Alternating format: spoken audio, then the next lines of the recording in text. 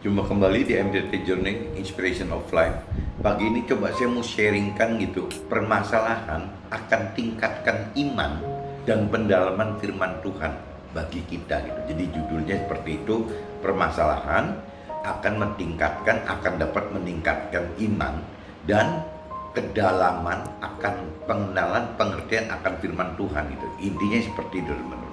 Nah, ini saya dapat impresi di kitab Daniel 3 ayat 16 sampai 30, dan nanti kita coba sambung lagi dengan apa yang terjadi di saya pada kitab Lukas 18, kitab Lukas pasal 18 ayatnya 18 sampai 30 juga. Nah, ini saya coba bacakan dulu yang di Danielnya gitu, Daniel 3 16-30, teman-teman. Lalu Sadrak, Mesak dan Abednego menjawab Raja Nebukadnezar, "Tidak ada gunanya kami memberi jawab pada tuanku dalam hal ini.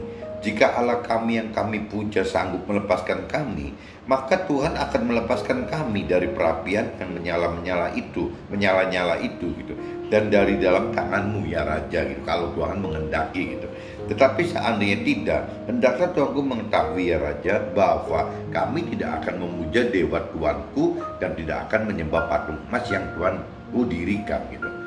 Maka meluaplah kegeraman Nebukadnezar, air mukanya berubah terhadap Sadrak, Mesak, Abednego. Lalu diperintahkannya supaya perapian itu dibuat 7 kali lebih panas dari yang biasanya. Jadi panasnya ditambahkan lagi gitu.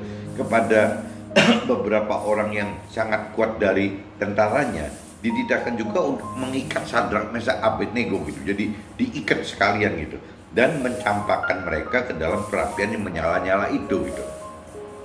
Lalu diikat 3 orang itu dengan jubah, celana, topi, pakaian-pakaian mereka yang lain, dan dicampakkan ke dalam perapian yang menyala-nyala gitu. Karena titah raja itu keras, dipanaskanlah perapian itu dengan luar biasa gitu, sehingga nyala api itu membakar mati orang-orang yang mengangkat Sadrak, Mesak, Abednego itu ke atas gitu. Jadi sebelum Sadrak, Mesak, Abednego dimasukkan ke dalam dapur perapian, malah orang yang mengangkat mereka bertiga malah pada mati duluan gitu karena saking panasnya gitu. Tetapi ketiga orang itu, yakni Sadrak, Mesak, Abednego, jatuh ke dalam perapian yang menyala-nyala itu terikat gitu. Kemudian terkejutlah Raja Nebukadnezar, lalu bangun dengan segera. Berkatalah ia kepada para menterinya, "Bukankah 3 orang yang telah kita campakkan dengan terikat ke dalam api itu?" Jawabnya mereka pada Raja, "Benar ya Raja." Katanya, "Tetapi ada 4 orang yang kulihat berjalan-jalan dengan bebas di tengah-tengah api itu gitu. Mereka tidak terluka, dan yang keempat itu rupanya seperti anak dewa gitu." Lalu Nebukadnezar mendekati pintu. Jadi ini teman-teman kalau simak gitu ya. Jadi waktu Sadrak, Mesak, Abednego kan bertiga gitu, dimasukkan ke dalam dapur perapian. Tapi Raja Nebukadnezar melihat bahwa di dalam dapur perapian bukan 3, ada 4 gitu. Ya berarti satunya kan Tuhan, malaikat Tuhan ada di dalam situ gitu. Lalu Nebukadnezar mendekati pintu perapian yang menyala-nyala itu, berkatalah ia, "Sadrak, Mesak, Abednego, hamba-hamba Allah yang maha tinggi, keluarlah dan datanglah kemari." Lalu keluarlah Sadrak, Mesak, Abednego dari api itu. Nah teman-teman, asal diketahui gitu, jadi Raja Nebukadnezar itu waktu itu tidak menyembah Allah, teman-teman. Jadi mereka itu masih politeisme gitu, jadi masih menyembah banyak dewa zaman itu gitu. Nah ini jadi lalu keluarlah Sadrak, Mesak, Abednego dari api itu, dan para wakil raja, para penguasa, para bupati, para menteri raja datang berkumpul. Mereka melihat bahwa tubuh orang-orang ini tidak mempan oleh api itu, bahwa rambut di kepala mereka tidak hangus, jubah mereka tidak berubah apa-apa, bahkan bau kebakaran pun tidak ada pada mereka. Jadi waktu diangkat dari dapur perapian, mereka bertiga itu biasa saja gitu, tidak ada yang terbakar, tidak ada bau bakar gitu, ya biasa-biasa aja gitu. Nah, berkatalah Nebukadnezar, "Terpujilah Allahnya Sadrak, Mesak dan Abednego." Nah ini kan waktu itu kan rajanya kan politeisme gitu, sehingga akhirnya Nebukadnezar memuji gitu, "Terpujilah Allahnya Sadrak, Mesak dan Abednego." Jadi Raja Nebukadnezar gitu akhirnya memuji Tuhan melalui kesaksian Sadrak Mesak Abednego gitu. Nah ini yang Tuhan inginkan kita hidup seperti ini teman-teman. Bagaimana caranya melalui hidup kita menjadi saksi alat Tuhan, menyaksikan bahwa Tuhan itu ada, Tuhan itu agung, Tuhan itu besar gitu di dalam kehidupan yang kita alami gitu teman-teman. Jadi seperti Sadrak Mesak Abednego ini secara nggak langsung sudah menjadi saksi gitu ke Raja Nebukadnezar dan jajarannya gitu bahwa Tuhan itu ada gitu. Kalau tidak ada, Sadrak Mesak Abednego sudah mati terbakar kan. Jadi saya ulang gitu, berkatalah Nebukadnezar si raja gitu, terpujilah Allahnya Sadrak Mesak dan Abednego, ia telah mengutus malaikatnya dan melepaskan hamba-hambanya yang telah menaruh percaya kepadanya dan melanggar titah raja gitu, dan yang menyerahkan tubuh mereka karena mereka tidak mau menyembah Allah manapun kecuali Allah mereka gitu. Jadi waktu si Sadrak Mesak Abednego dipaksa oleh Raja Nebukadnezar untuk menyembah Allah lain, maksudnya politisme tadi, dewa-dewanya yang diciptakan oleh Raja Nebukadnezar waktu itu gitu. Ya begitu. Jadi mereka bertiga tetap bertahan, ya dia cuma menyembah Allahnya Tuhan Allah gitu. Jadi ya Allahnya Sadrak Mesak dan Abednego tersebut gitu. Sebab itu si raja ya mengeluarkan perintah bahwa setiap orang dari bangsa, suku bangsa atau bahasa manapun yang mengucapkan penghinaan terhadap Allahnya Sadrak Mesak Abednego akan dipenggal-penggal dan rumahnya akan dirobohkan menjadi timbunan puing gitu. Karena tidak ada Allah lain yang dapat melepaskan secara demikian itu. Lalu raja memberikan kedudukan tinggi kepada Sadrak Mesak Abednego di wilayah Babel. Malah dari mulai perkara, dari mulai malapetaka yang dialami Sadrak Mesak Abednego dan berakhirnya malah diangkat gitu, yang memberikan kedudukan tinggi kepada Sadrak Mesak dan Abednego di wilayah Babel gitu. Jadi ini cerita bagaimana caranya Sadrak Mesak Abednego, berarti kita gitu, bagaimana kita disudutkan satu saat, disudutkan permasalahan untuk bisa memilih, kita tetap memilih Tuhan atau memilihkan cara-cara duniawi gitu. Kalau orang duniawi itu kan pasti yang dipilih itu kan karena dia nggak punya pegangan Tuhan. Akhirnya yang dipilih itu kalau nggak ngandalkan diri sendiri, ya berarti ngandalkan orang lain gitu, mengharapkan diri sendiri atau mengharapkan orang lain. Kamus untuk mengharapkan dan mengandalkan Tuhan itu tidak ada teman-teman bagi orang dunia. Tapi sekali lagi saya ingatkan bagi kita bagi teman-teman yang sudah percaya Tuhan, jangan sampai kita terjeblos gitu dengan pola pikir seperti dunia tadi, tidak mengandalkan dan mengharapkan pertolongan dari Tuhan. Nah ini kan nanti kita jadi akhirnya apa bedanya dengan orang dunia yang memang tidak mengerti akan firman Tuhan. Nah ini yang kita mesti sering koreksi diri teman-teman. Ini saya coba lanjut teman-teman ya, lanjut di dalam apa yang saya alami itu ada di Lukas 18 teman-teman. Coba teman-teman lihat Lukas 18, Lukas pasal 18, kitab Lukas pasal 18 ayatnya 18 sampai 30 teman-teman. Coba teman-teman lihat dulu. Lukas 18, Lukas pasal 18 ayatnya 18 sampai 30. Judulnya orang kaya sukar masuk kerajaan Allah. Orang kaya sukar masuk surga, intinya gitu. Ada seorang pemimpin bertanya kepada Tuhan, katanya, "Guru yang baik, apa yang harus aku perbuat untuk memperoleh hidup yang kekal?" Jawabnya, "Mengapa kau katakan aku baik? Tak seorang pun yang baik selain daripada Allah saja gitu. Engkau tentu mengetahui segala perintah Allah. Jangan berzina, jangan membunuh, jangan mencuri, jangan mengucapkan saksi dusta. Hormatilah ayah dan ibumu." Lanjut lagi. Kata orang itu, "Semuanya itu telah kuturuti sejak masa mudaku," gitu. Nah orang pemuda yang kaya ini ngomong begitu gitu. Mendengar itu Yesus berkata kepadanya, "Masih tinggal satu lagi yang harus kau lakukan. Jualah segala yang kau miliki dan bagi-bagikanlah itu kepada orang-orang miskin, maka engkau akan beroleh harta di sorga. Kemudian datanglah kemari dan ikutlah aku," gitu. Nah si Yesusnya katakan seperti itu gitu. Nah ketika orang itu mendengar perkataan itu, ia menjadi sedih gitu, sebab ia sangat kaya. waktu suruh menjual hartanya gitu, ya melepaskan keterikatan duniawinya gitu, ya dia sedih sekali gitu karena dia kaya sekali gitu. Lalu Yesus menandang dia dan berkata, alangkah sukarnya orang yang beruang masuk ke dalam kerajaan Allah. Ini jangan beruang binatang teman-teman, ini beruang gitu. Jadi lalu Yesus memandang dia dan berkata, alangkah sukarnya orang yang beruang. Ini tulisannya kalau nggak kecepatan bacanya jadi beruang gitu.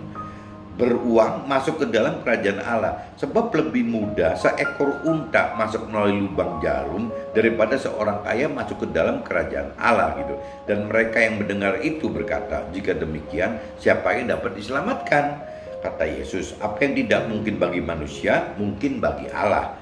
Nah, ini ceritanya upah mengikut Tuhan ya. Petrus berkata, kami ini telah meninggalkan segala kepunyaan kami dan mengikut Engkau. Kata Yesus kepada mereka, aku berkata kepadamu, sesungguhnya setiap orang yang karena kerajaan Allah meninggalkan rumahnya, istrinya, atau saudaranya, orang tuanya, atau anak-anaknya, akan menerima kembali lipat ganda pada masa ini juga gitu. Bukan nanti di surga gitu, pada masa ini juga, dan pada zaman yang akan datang ia akan menerima hidup yang kekal gitu. Jadi dapat dua teman-teman. Kalau cerita versinya perintah Tuhan itu seperti itu, apabila kita mengikuti perintah Tuhan, taat mengikuti perintah Tuhan, ya kita akan dapatkan dua teman-teman. Jadi bagaimana mendapatkan menerima kembali bahkan berlipat ganda gitu pada masa ini juga gitu, yang kita sebut kehilangan duniawi tadi gitu, kita malah mendapatkan ganda. Dan pada zaman yang akan datang berarti kan setelah kehidupan baru di alam akhirat, kita mendapatkan hidup yang kekal. Jadi dapat dua teman-teman. Ini saya bacakan seperti ini gitu. Saya sudah bacakan dua kitab tersebut, Daniel 3, Daniel pasal 3 ayat 16-30, dan kitab Lukas pasal 18 ayat 18 sama 30. Nah, ini coba saya masuk ke dalam apa yang saya alami dalam hidup saya gitu. Jadi Tuhan dapat jadikan permasalahan agar kita dapat alami peningkatan iman yang lebih tinggi seperti yang Tuhan rancangkan gitu. Jadi bisa aja permasalahan itu dijadikan, didatangkan, ditimbulkan, diizinkan, diperbolehkan gitu. Ya itu dengan dalam arti kata Tuhan akan menggunakan permasalahan itu sebagai alat asap menaikkan tingkat iman kita gitu. Jadi di dalam Tuhan itu ya caranya ya seperti itu gitu. Iman adalah percaya kepada Tuhan serta percaya akan firman yang berisi perintah dan peraturan Tuhan, di mana tingkat iman percaya harus dengan bertindak melakukan apa yang Tuhan firmankan, walaupun ada peluang jalan keluar dengan harapan pembenaran secara rasio dan mengandalkan pertolongan dari manusia. Jadi sebenarnya waktu kita mengalami permasalahan, waktu itu kita ada dua solusi gitu ya. Bisa kita istilahnya mengharapkan mengandalkan manusia gitu. Ya bisa juga kita nggak mau gitu. Kita tetap mengandalkan dan mengharapkan Tuhan. Nah, maksudnya kalau iman itu adanya kan pengharapan kepada Tuhan. Ada pengandalan diri untuk kepada Tuhan gitu. Nah, kalau kita bicara kita mengandalkan diri sendiri atau misalnya manusia lainnya, berarti kita udah nggak beriman. Kita sudah lepas dari rencana iman yang Tuhan akan tingkatkan itu teman-teman. Jadi beriman itu ya meskipun ada peluang lain, solusi lain, jalan keluar lain untuk di luar Tuhan, tapi tetap kita lebih memilih ya dengan jalan Tuhan gitu, dengan jalan apa yang diperintah peraturkan dalam firman itu. Nah, ini kadang-kadang memang dianggap konyol teman-teman oleh orang dunia gitu. Bodoh sekali gitu, ada jalan seperti ini, ada orang mau nolongin, ya tapi kok begini gitu ya. Mestinya kita masih mampu begini kok malah tidak begitu. Itu biasanya memang jalan iman itu, peningkatan iman itu ya seperti itu gitu. Karena dalam peningkatan iman itu kan butuh pengenalan pengertian akan firman teman-teman. Nah, pengenalan pengertian akan firman ini kadang-kadang bertolak belakang dengan apa yang dunia lakukan gitu. Apa yang dilakukan orang dunia itu berbeda gitu. Jadi teman-teman jangan kaget kalau sampai teman melakukan firman itu ya memang akan jadi cemoohan orang, bahkan ditindas, dicerca gitu, segala macam teman-teman. Peningkatan iman akan selalu butuh permasalahan, dan permasalahan timbul karena kita bukan menghindar dari rintangan gitu, tapi kita malah berani untuk menghadapi rintangan sampai kita berhasil melewati kesulitan-kesulitan bermacam ragam itu gitu. Jadi yang namanya iman itu bukan menghindari masalah teman-teman. Jadi bukan menghindari masalah, tapi kita hadapin masalah, kita lewati masalah tersebut gitu. Jadi kita jadikan permasalahan itu adalah rintangan, bukan sebagai balok yang menghalangi jalan kita, bukan teman-teman. Jadi permasalahan iman untuk meningkatkan iman kita, justru bagaimana permasalahan ini kita cari cara gitu, bagaimana kita bisa melewati permasalahan ini. Ya berarti permasalahan itu bukan satu hal yang mematikan kita, tapi justru bagaimana ini peluang kita untuk bagaimana untuk menaikkan ini gitu. Nah ini contoh teman-teman, contoh ini 1-2 minggu yang lalu teman saya Budi Halim gitu, yang biasa ikut bareng dalam activity saya sehari-hari gitu, mengalami sakit lever teman-teman. Budi Halim ini mengalami sakit lever, di mana divonis oleh dokter bahwa ternyata lever ini di dokter ahli Jakarta ya. Jadi divonis bahwa dia ini benarnya ada gejala lever itu sejak 20 tahun yang lalu teman-teman. Katanya seperti itu gitu. Nah cuman baru dia rasakan ya tahun ini, tahun 2020 ini baru dia merasakan, berarti bibit penyakit lever ini itu sudah ada dari tahun 2000 teman-teman. Tapi mungkin Budi Halim tidak merasakan itu gitu, tidak dirasakan mungkin. Jadi akhirnya belakangan ini saja dia merasa perutnya sering sakit, sering nonjok gitu. Nah akhirnya dari dokter di kota Cirebon gitu dibawa untuk masuk ke Jakarta ke internis yang khusus gitu, menangani lever ini. Dan memang setelah cek ini itu di USG segala macam, periksa darah segala macam, dinyatakan bahwa penyakit lever ini sudah ada di Budi sejak 20 tahun yang lalu. Nah saya sharingkan sama Budi kan, karena Budi sering ikut bareng-bareng, jalan bareng gitu. Nah, saya sering katakan bahwa tubuh itu terdiri dari, bukan tubuh, jadi manusia itu terdiri dari 3 dimensi gitu. Kalau cerita ini kan mungkin saya nyebutnya dimensi aja karena susah digambarkannya gitu. Jadi manusia itu ada 3 dimensi, di mana ada tubuh yang kelihatan, ada jiwa yang tidak kelihatan, ada roh yang nggak kelihatan. Kalau orang dunia katakan berarti ada lahir dan batin gitu. Lahir dan batin kan, lahirnya kan tubuh, batinnya berarti jiwa dan roh gitu. Nah saya katakan ke Budi, waktu Budi berangkat ke Jakarta kali ini, dia ini seolah-olah mencari kesembuhan, mencari kesehatan dari sisi jalannya kesembuhan lewat tubuh gitu. Ya ketemunya dokter, nggak salah gitu kan. Tapi saya ingetin Budi tadi pagi gitu, bahwa yang namanya secara versi rohani gitu, sebenarnya kesehatan, penyembuhan itu tidak cuma ada hanya satu jalan tubuh saja. Sebenarnya bisa juga nyangkut ke jiwa sama roh gitu. Nah kalau tubuh ini kan kita nggak bisa apa-apa teman-teman. Tubuh itu kita paling jaga kesehatan, bagaimana kita berolahraga, bagaimana cara makan dan minum kita, bagaimana kita berobat ke dokter gitu. Itu kan pengobatan secara tubuh teman-teman. Ya itu harus dilakukan gitu. Bukan tidak boleh dilakukan, itu harus dilakukan. Tapi di luar tubuh sebenarnya ada 2 dimensi lain, yaitu unsur jiwa dan roh gitu teman-teman. Kalau jiwa itu kan dari pikiran, perasaan. Banyak orang yang cuman mengandalkan kekuatan jiwa saja, kadang-kadang penyakitnya bisa kalah teman-teman. Ya mengandalkan jiwa yang riang, jiwa yang mantap, jiwa yang legowo gitu, itu penyakitnya bisa kalah. Itu jiwa loh. Nah begitupun juga soal roh gitu, dimensi roh. Roh ini ya di dalam firman udah dikatakan bahwa sebenarnya segala penyakit, segala kemiskinan, segala macam problem-problem kita, sebenarnya Tuhan sudah tebus kok. Kita ini sebenarnya seyogyanya gitu, kita ini udah sehat sebenarnya gitu, kalau versinya roh. Tapi kenapa Budi sakit gitu? Nah ini berarti harus ada cara pengobatan gitu, bagaimana menyembuhkan sakit tubuhnya Budi itu dengan kekuatan juga bisa teman-teman. Nah cara melakukan kesembuhan melalui roh yang gak jauh-jauh bagaimana melakukan firman teman-teman.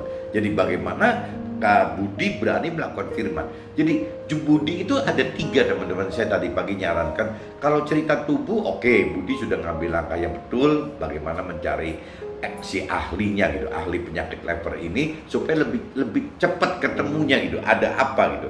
Nah kedua ya kembali ke jiwa dan jiwa Budi, pikiran, perasaan Budi bisa tenang nggak gitu. Kalau dia bisa tenang gini-gini ya udah oke gitu. Nah yang ketiganya saya diingetin lagi, Bud, masih ada cara penyembuhan, cara rohani. Nah kalau cara rohani itu bagaimana Tuhan katakan ya melakukan firman. Nah kalau Budi mau melakukan firman ya Budi harus lebih mengenal, lebih mengerti akan firman Tuhan, sehingga Budi tahu gitu apa yang Budi harus lakukan.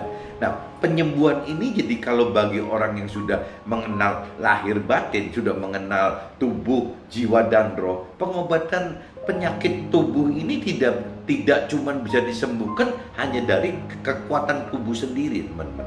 Jadi solusinya tidak hanya penyembuhan di tubuh, tapi bisa juga di jiwa dan roh. Nah ini saya sampaikan kemarin ke Budi seperti itu. Cuman kalau secara tubuh kan saya berpuluh-puluh beratus kali katakan bahwa Bud, berhenti merokok, karena saya sendiri dari dulu juga merokok. Budi merokok satu hari waktu itu, misalnya merokoknya 1 pak atau 1,5 pak, saya sudah bisa 3 pak gitu. Tapi kan saya berhenti sejak saya terima Tuhan, saya mengandalkan Tuhan, saya mau kok tinggalkan itu gitu. Dari tahun 2007 sampai 2020 udah 13 tahun saya tidak pernah sentuh rokok dan berhentinya langsung total. Nah Budi masih terus gak mau kan gitu. Nah tapi saya dengar kemarin karena penyakitnya dianggap kronis gitu, jadi akhirnya Budi otomatis berhenti sendiri gitu. Saya dengar katanya sudah berhenti, cuman dia malu sharing ke saya, dia malu lapor ke saya bahwa dia udah berhenti rokok gitu. Saya nggak ngerti, jauh teman-teman katanya sudah berhenti rokok. Nah itu kan satu peningkatan niatan bahwa itu kalau bicara rokok itu kan melemahkan daya tahan tubuhnya Budi gitu. Jadi akhirnya dengan berhenti rokok ya jelas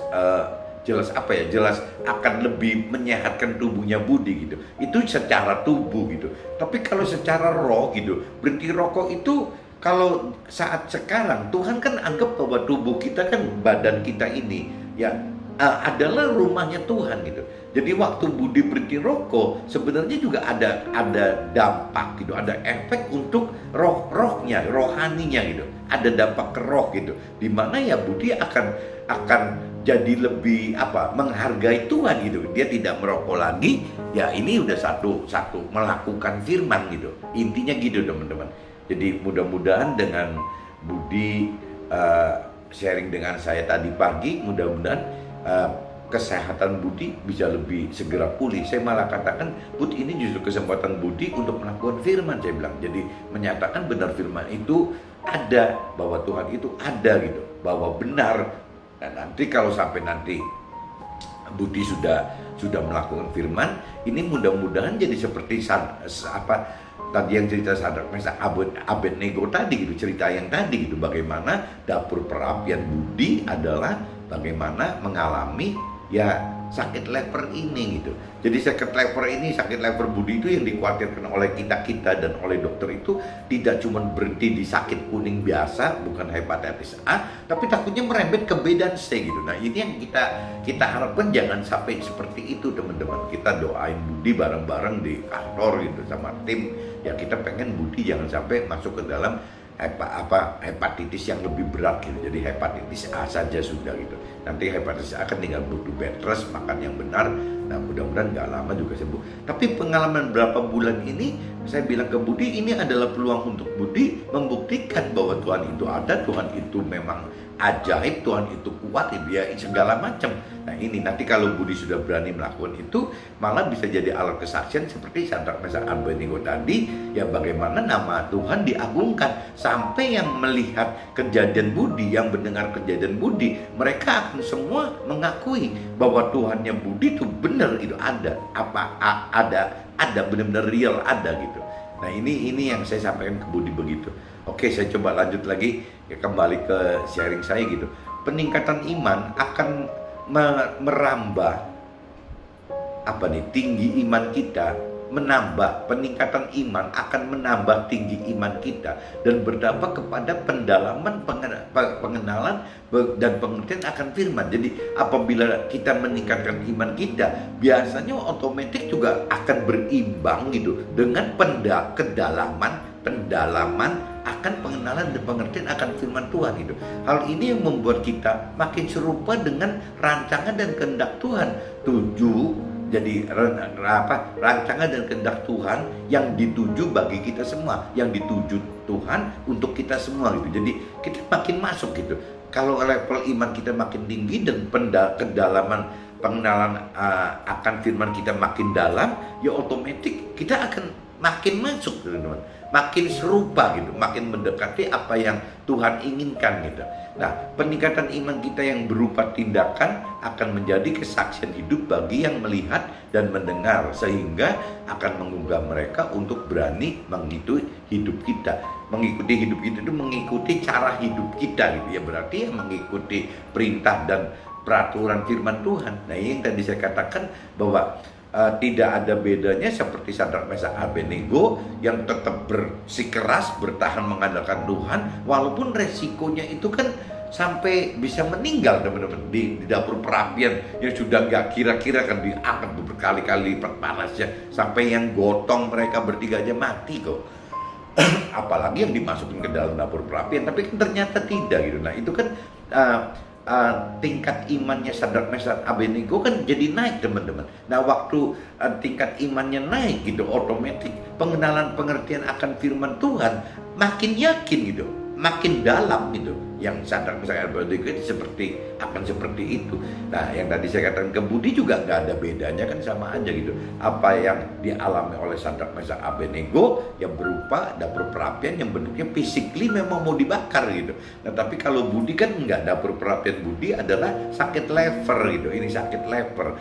Nah cuman kalau seandainya memang Budi mengandalkan cara-cara Tuhan seperti Sadrak Mesak Abednego, ya berarti bisa saja nanti Tuhan pakai temukan temukan dokter yang tepat, temukan obat yang tepat gitu, sehingga Budi bisa sembuh gitu, sembuh dengan simple banget gitu, karena dengan cara-cara Tuhan seperti itu teman-teman. Jadi seolah-olah kalau di cerita Sadrak Mesak Abednego kan dapur perapian itu ada 4 kata Raja Nebukadnezar kan tadinya dimasukkan ada 3 orang Sadrak Mesak Abednego, kenapa kok kelihatan bayangannya ada 4 gitu ya. Yang satu kan Raja Nebukadnezar bilang itu malaikatnya gitu. Nah Budi juga sama teman-teman, jadi karena malaikat itu tidak tampak, jadi sebenarnya waktu Budi benar-benar mengandalkan Tuhan, ya Tuhan akan kirim malaikat di dalam Budi gitu, untuk bagaimana malaikat itu jangan-jangan mendampingi si dokter gitu ya.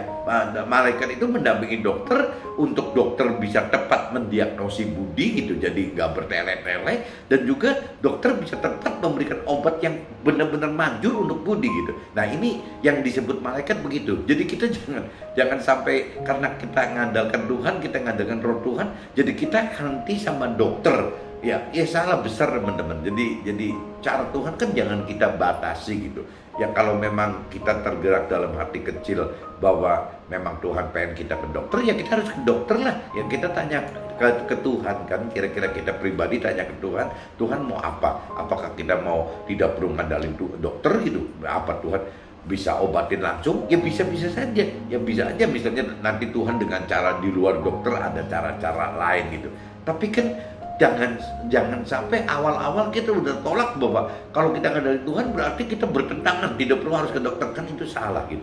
Jadi bisa saja Tuhan juga pakai dokter itu, Tuhan itu pakai obat itu gitu ya untuk bisa menyembuhkan si orang yang sakit ini teman-teman. Jadi jangan kita terlalu berasumsi bahwa kalau mengandalkan Tuhan itu tidak perlu berobat, tidak perlu makan obat. Kalau menurut saya salah besar. Bukan nggak ada teman-teman, ada pengobatan yang tidak perlu ke dokter, tidak perlu makan obat, tapi Tuhan langsung sembuhkan, bisa gitu, sangat bisa.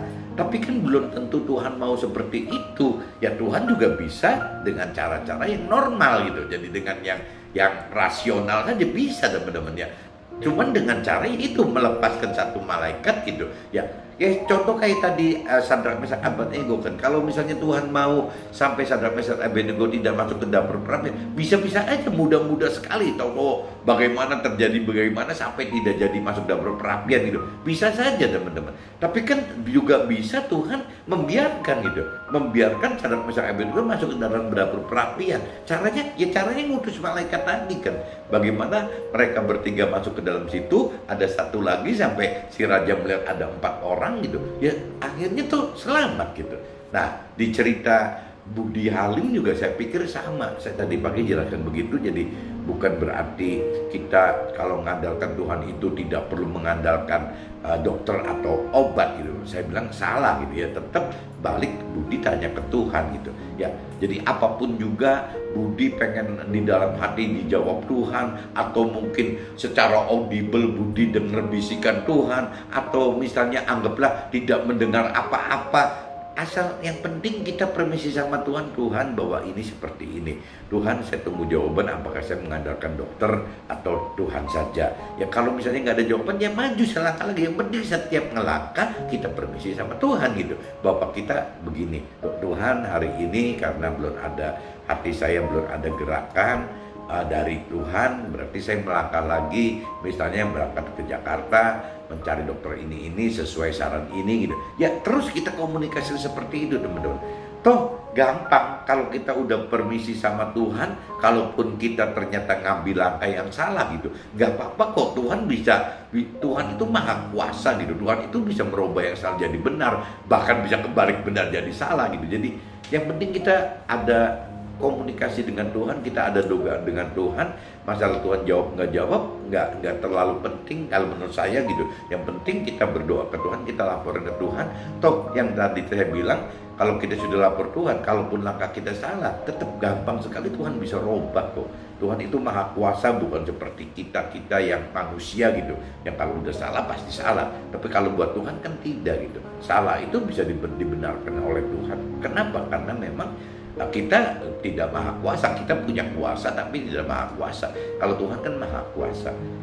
Jadi intinya gitu teman-teman, permasalahan itu ya biasanya Tuhan akan pakai untuk meningkatkan iman kita, dan nanti pasti ngaitnya dengan pendalaman akan firman Tuhan. Dan mudah-mudahan apa yang terjadi di saya, yang permasalahan itu mungkin lebih bersifat ekonomi, bersifat keluarga gitu, dan juga dengan Budi mungkin yang dapur perapiannya itu bentuknya dari sakit gitu, sakit masalah lever ini gitu. Nah begitupun juga dengan Sadrak Mesak Abednego yang memang dapur perapiannya secara fisik dapur perapian gitu. Jadi permasalahan itu bisa macam-macam sekali, dan saya pikir teman-teman juga pasti punya dapur perapian yang memang Tuhan bisa datangkan, bisa memang biarkan, bisa izinkan gitu terjadi dalam kehidupan teman-teman gitu. Yang tujuannya cuma satu, bagaimana supaya kita dapat meningkatkan level iman kita, sehingga nanti terkait dengan kita otomatis akan mendalami firman Tuhan gitu. Nah di situ satu saat akan Tuhan pakai menjadi alat Tuhan, menjadi kesaksian buat teman-teman yang lain, buat keluarga kita yang lain, buat sesama kita gitu. Oke, mungkin pagi ini saya coba sharingkan seperti ini, dan saya harapkan Budi yang baik hati ini bisa dapat sembuh. Nah, bisa benar-benar Tuhan pakai menjadi alat Tuhan yang lebih benar lagi. Jadi bukan cuma baik, tapi juga sudah lebih akan mengenal kebenaran. Oke, see you, bye-bye.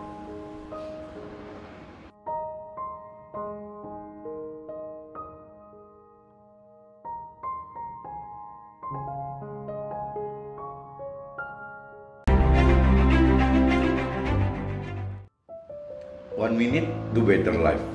Peningkatan iman serta pendalaman firman Tuhan butuh keberanian lepaskan keterikatan duniawi dan resiko kekurang harmonisan keluarga pada awalnya. Oke?